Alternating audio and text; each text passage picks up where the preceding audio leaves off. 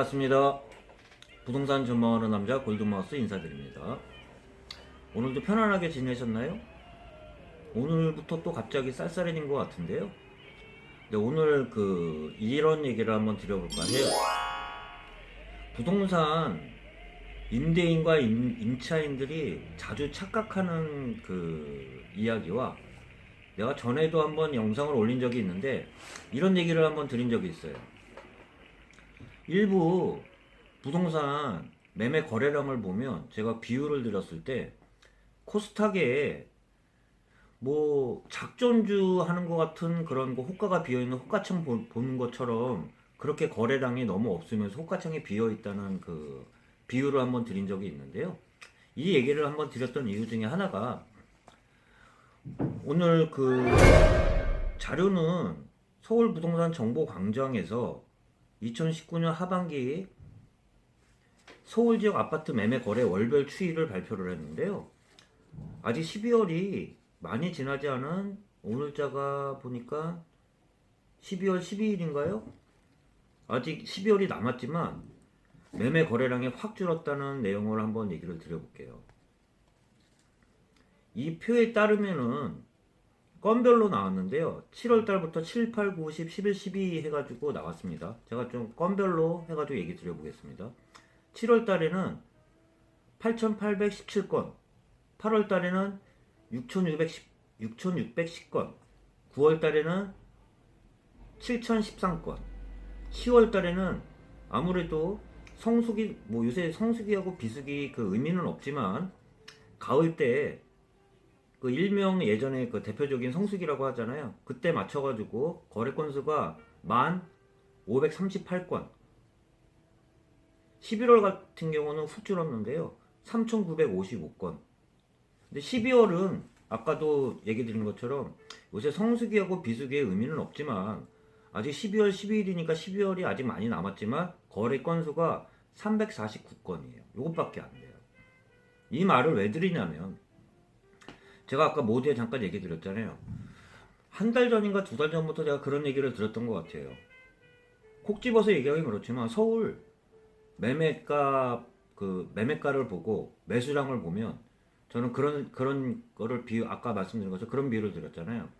코스타 무슨 테마주 움직이는 것처럼 너무 거래량이 없으면서 유동성이 굉장히 커져 있는 그런 상황이라고 얘기 드렸는데 지금 이 거래량을 보면 다시 한번 확인할 수 있다고 생각하면서 굳이 비율을 드리면은 10월이 성수기라고 얘기를 하겠지만 약 1,538건이었는데 12월 달에 아직 12월 12일이지만 349건 이렇게 지속된다고 치면 예를 들어서 말일까지 해봤자 1,000건이 될지 안 될지 뭐 이 정도 약 이 정도라고 보시면 될 것 같아요. 제가 봤을 때는 확 줄었다고 보면서 이 얘기를 왜 꺼냈냐면 사람들이 아까 지금 얘기 드렸잖아요. 매수자와 매도자의 착각이라고 지금 얘기 드린 게 매수자는 그런 생각을 많이 할 거예요.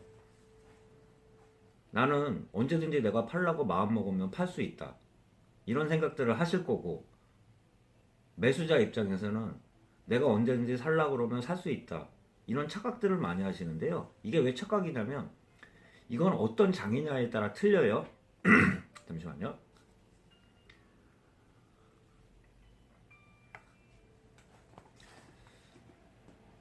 부동산이 상승할 때는 매수자 입장에서 사고 싶어도 살 수가 없어요. 일반적으로 간단하게 얘기를 들으면 매물이 나와도 하도 호가들이 올라가니까 쫓아갈 때 힘들기 때문에 살 수 없다고 그렇게 일반적으로 착각처럼 내가 언제든지 살라고 마음먹으면 산다고 생각하는 게 착각이라는 게 갑자기 이렇게 너무 단계별로 상승을 하면 따라가면서 살 때 부담을 느끼기 때문에 쉽게 못 삽니다. 그리고 아까 매수자 입장에서는 언제든지 내가 팔라고 마음먹었을 때 판다고 얘기를 드렸잖아요. 판다고 착각한다고 얘기했잖아요. 이거는 만약 하락이 시작된다 그러면 팔고 싶어도 팔지를 못합니다. 어떤 얘기냐면 떨어지는 속도가 무섭기 때문에 이거는 팔고 싶어도 나중에 쉽게 팔 수 있는 상황이 아니에요. 내가 이 얘기를 왜 드리냐면 아까 모두에 말씀드린 것처럼 이 거래량을 보고 거래량 급강한 거 보고 아무래도 그 연말도 연말이지만 내년 부동산 시장은 변동성이 커질 거라고 예상을 해보면서, 이 얘기는 무슨 말이냐면 매수량이 너무 적어요. 매수량이 너무 적다는 거는 사고 싶을 때 살 수도 없을 뿐더러, 반어법적으로 얘기 드리면 팔 때도 쉽게 팔 수 없다는 그런 그 변동성장이 예상되면서 이 얘기를 드리는 거고요. 그리고 마지막으로 한 가지 뉴스는 한번 더 첨부 드리고 여러분들과 인사드리겠습니다. 다른 건 아니라 위브라는 브랜드를 쓰고 있는 두산건설이 그 금강원 다트 공시를 보면 두산중공업이 두산건설 지분을 100% 확보해서 자회사로 편입해서 두산건설을 비상장사로 전환한다고 공시를 했어요. 주당 그 전환 비율은 좀 얘기 드리면 두산중공업 그 주식이 0.2480, 뭐 예를 들어서 약 0.24주 대 두산건설 한 주당 그 교환 비율로 얘기를 했는데요.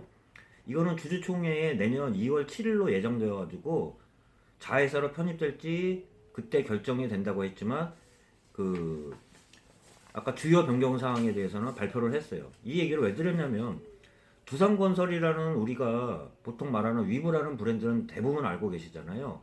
두산건설이 지금 부동산이 그렇게 올라갔음에도 불구하고 5년 그 연간 그 재무제표를 보면 5년 동안 단기 순이익이 계속 적자를 기록했던 회사예요.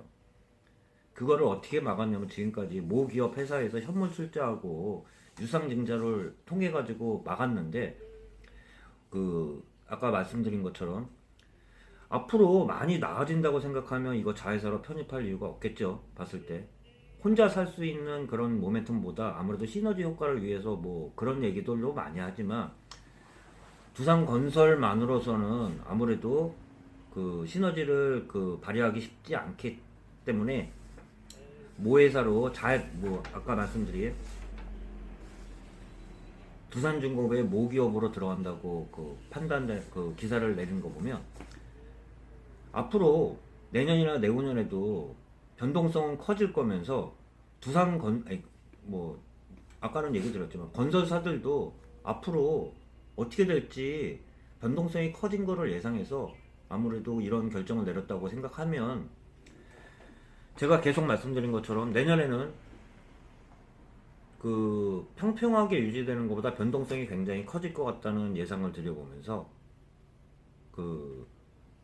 그거에 맞춰가지고 여러분들도 한편으로는 준비를 하는 게 아무래도 닥쳤을 때 또 편하지 않을까 해가지고 말씀드렸습니다.